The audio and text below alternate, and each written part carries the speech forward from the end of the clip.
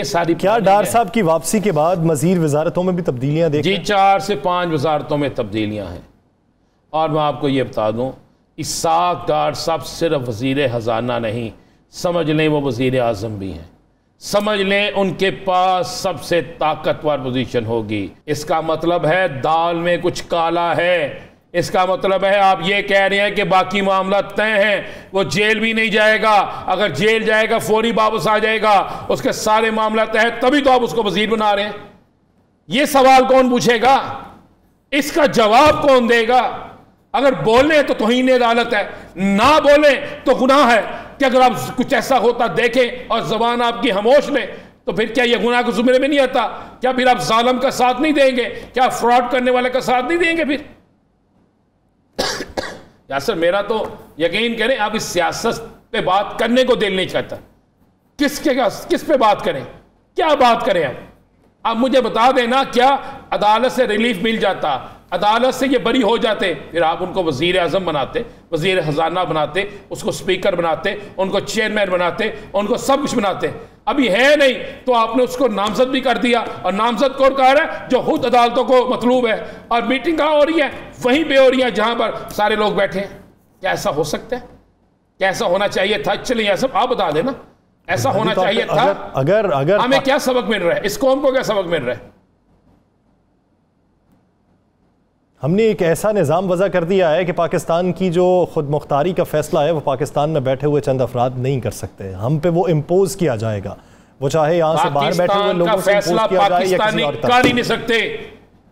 America तो बहुत ताकतवर है ना, छोड़ दें उसे। और भाई आपके मुल्क का फैसला आपके मुल्क में नहीं हो रहा। जरदारी साहब किधर गए आप? फजल रहमान साहब, आफ्ताब शेरपाव साहब, एमल वली खान साहब, कहाँ हैं आप?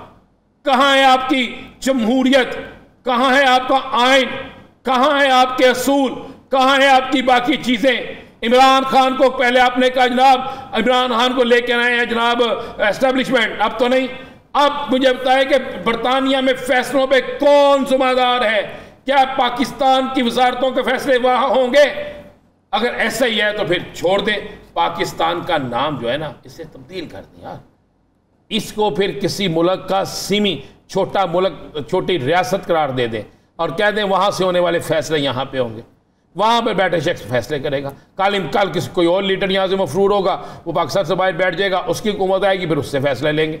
फिर आप इस तरह करें ना, एमकेएम को कहें आप अल्ताफ हुसैन से लिया करें फैसले, फिर उसका क्या कसूर है? फिर यही होगा ना, एमकेएम कहती फिर उसका क्या कसूर है? हालांकि उसका सबसे बड़ा कसूर है, उसने तो इंतहा कर दी थी ना। लेकिन फिर फैसले जब होने वहां से है तो फिर ये सारा कुछ। राना साहब, आज करक का पाकिस्तान तहरीक इंसाफ का जलसा, खान साहब का ये कहना कि मैं अपनी बॉल से इन स्विंग यॉर्कर करवाऊंगा और तीनों विकेट्स गिरा दूंगा और सबसे दरमियान वाली विकेट पे मेरी नज़र है और वो गिरने वाली है।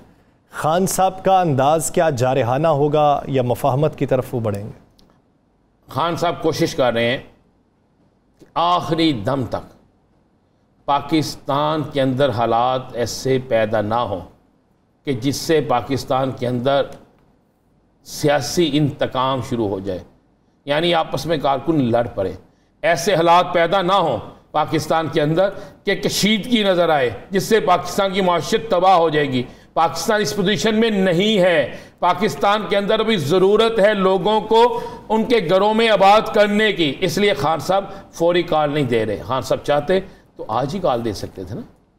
वो सब्र कर रहे हैं, सब्र कर रहे हैं, बार बार सब्र कर रहे हैं। खान साहब के किसी से राब्ते भी हैं और इन राब्तों की वजह से वो बड़े खामोश हैं और सब्र कर रहे हैं। लेकिन सब्र का पैमाना किसी हद तक होगा। देखें ना, खान साहब ने दिखा दिया ना। मुझे एक बात बताएं, ऑडियो लीक्स आ गई, लोगों को पता लग गया। कोई एक टीवी चैनल, चाहे कि वही उनका पसंदीदा चैनल था, उस पर भी चल रहा है ना सारा कुछ। उसके बाद जनाब ये साग डार वाला मामला, ये भी सारे डिस्कस कर रहे हैं ना। तो फिर मुझे बताएं, खान साहब से बड़ी अपोजिशन अब आवाम खुद बन रही है। खान साहब सुबह लाहौर आ रहे हैं और लाहौर में आके वो ताजरों से भी बात करेंगे, हम सहाफ़ियों से भी मुलाकात है, बहुत सी चीज़ें निकलेंगी सामने, बहुत सी चीज़ें सामने आएंगी। लेकिन यासर, मैं आपको बता दूँ, ये ठीक नहीं हो रहा, बिल्कुल ठीक नहीं हो रहा। ये पाकिस्तान मेरा आपका पाकिस्तान है। इस पाकिस्तान में बसने वाले हम आप सारे पाकिस्तान नहीं हैं। जब इस पाकिस्तान में बसने वालों को पाकिस्तान के फ़ैसलों का इख्तियार नहीं है, उनसे फ़ैसलों के मतलब राय नहीं ली जा सकती, तो फिर मुझे बताएं फिर हम टैक्स क्यों दें? फिर हमें वोट भी नहीं देना चाहिए भाई। हमें बस ये कह देना चाहिए फलां लीडर है जी, वो बड़ा है, अच्छा है, बुरा है, बस ठीक है जी, वो फैसला कर देगा, हमें उस पर सुमामिन कहना होगा, बस यही होगा ना। जब पाकिस्तान के फैसले अवामी मफाद में नहीं होंगे बल्कि किसी के ज़ाती मफाद में और सियासी मफाद में होंगे, तब एहतसाब के लिए अवाम तो निकलेंगे। एक वक्त तो आएगा कि जब आप प्रेशर बिल्ड करेंगे तो आपको फिर उसका रद्द अमल भी देखने को मिलेगा। अवाम सड़कों पे होंगे तो आपके लिए जीना भी मुश्किल होगा। उससे पहले ही अगर फैसले बेहतर हो जाएं और यहीं से अगर आप निज़ाम चलाने की कोशिश करें तो सूरत हाल बेहतर हो सकती है। बसूरत दीगर सूरत हाल आपके हाथ से निकल रही है। नाज़रीन, इसी सियासी में मज़ीद भी बात करेंगे। हमारे साथ सियासी रहनुमा भी मौजूद होंगे, कहीं नहीं जाएगा, स्टे विद अस।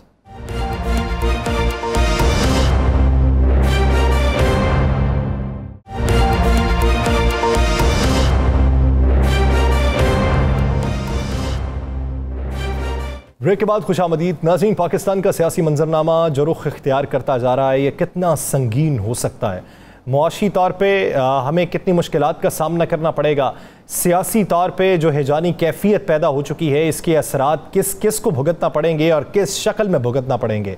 हालिया जो नई डेवलपमेंट हो रही हैं पॉलिटिकल तौर पे, वो पाकिस्तान में क्या तब्दीलियाँ वकू पजीर कर सकती हैं। इसी पूरे सियासी मुआशी मंजरनामे में बात करेंगे। हमें ज्वाइन किया है पाकिस्तान मुस्लिम लीग नून के रहनुमा अली परवेज़ मलिक साहब ने। मलिक साहब, बहुत मशकूर है आपके वक्त के। मलिक साहब, सबसे पहले बात का आगाज़ कर लेते हैं ऑडियो लीक्स के हवाले से। ऑडियो लीक्स पे काफ़ी हंगामा हो चुका है। बहुत सी जगहों से बात ये हो रही है कि वजाहत आनी चाहिए, आपने ये बातें की क्या हैं। दूसरी तरफ से बात ये आ रही है कि जो सिक्योरिटी ब्रीच है, ये एक बहुत बड़ा सवालिया निशान है कि एक वज़ीर आज़म हाउस के अंदर बातें की हुई वो बाहर आम पब्लिक तक पहुंच जाएं और कोई फिर ब्लैकमेल करे, पैसे भी मांगे। इसका एहतसाब कौन करेगा, किस तरीके से होगा, कब होगा? देखें, बहुत शुक्रिया यासिर, आपने बड़ा एक इम्पॉर्टेंट टॉपिक उठाया है। देखें, अब इसके दो पहलू हैं। एक तो ये कि प्राइम मिनिस्टर हाउस के अंदर से ये सिक्योरिटी ब्रीच कैसे हुई है। अगर हम इन मामलात को इस तरह से छोड़ देंगे तो फिर हमारी जो कॉन्फिडेंशियलिटी इन मीटिंग्स की होती है, इन आला ओहदों की होती है, उनको हम किसी तरह भी प्रिजर्व नहीं कर सकेंगे, प्रोटेक्ट नहीं कर सकेंगे। तो मैं आपकी इस डिमांड के बिल्कुल साथ अपनी आवाज मिलाना चाहूंगा और इसकी आला सतह के ऊपर तफ्तीश होनी चाहिए। अब जो कंटेंट इन लीक्स के अंदर आ रहा है, क्योंकि 3-4 वर्जन्स अभी मार्केट में फिर रही हैं, तो मेरे ख्याल से उन मामलात में अगर आप मरियम साहिबा वाली चीज की तरफ इशारा कर रहे हैं तो उसमें वजीर आजम शहबाज शरीफ साहब ने बड़ा उसको क्लियरली अपनी कॉल के अंदर ही एक्सप्लेन कर दिया था कि मुल्क के कानून के मुताबिक जो भी गुंजाइश है वो सारे पाकिस्तानियों के लिए एक सी अवेलेबल होनी चाहिए। अगर उसके अलावा जो इस्तीफों की बात हो रही है तो उसके अंदर भी मेरे ख्याल से वो तो स्पीकर का प्रोरोगेटिव है। किसी वजीर की ख्वाहिश तो हो सकती है, पर स्पीकर उसको जिस तरह से मामले को आगे लेके चलना चाहता है उसको आगे लेके चल रहा है। इसके अलावा मिफ्ता साहब की कारकर्दगी के ऊपर अगर कोई कमेंट्री उस पर की है तो वो किसी की जाती राय हो सकती है, पर मेरी नजर में जो भी हुकूमत के अंदर फैसले होते हैं वो कलेक्टिवली उसकी जिम्मेदारी पूरी की पूरी काबीना को लेनी पड़ती है। तो